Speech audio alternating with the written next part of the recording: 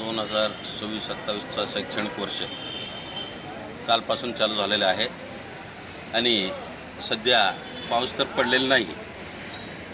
सध्या पाण्याचा भयंकर टंचाई आहे. शाळेत पिण्यासाठी विद्यार्थ्यांना पाणी उपलब्ध नाही. अत्यंत हे गंभीर बाब आहे आणि मुलांना दुपारच्या वेळेत शाळेत त्रास होतो. काही शाळेत लाईट आहे, काही शाळेत नाही. पंख्याचा व्यवस्था नाही आणि लाईट कधी जातो कधी येतो. उन्हाळ्याचा त्रास चालू आहे. त्यासाठी मुलांचा पाण्याचा व्यवस्था आणि लाईटचा व्यवस्था, स्वच्छतागृहाचा व्यवस्था सध्या होत नाही पाणी नसल्यामुळे. त्यामुळे पाऊस पडेपर्यंत शाळा सकाळ सत्रात ठेवल्या तर विद्यार्थ्यांचा म्हणजे सोयीस्कर होईल. त्यासाठी मुख्य कार्यकारी अधिकारी, शिक्षण अधिकारी यांना पत्र तयार केलेलं आहे, देत आहे. तरी पाऊस पडेपर्यंत शाळा सकाळ सत्रात घ्यावा.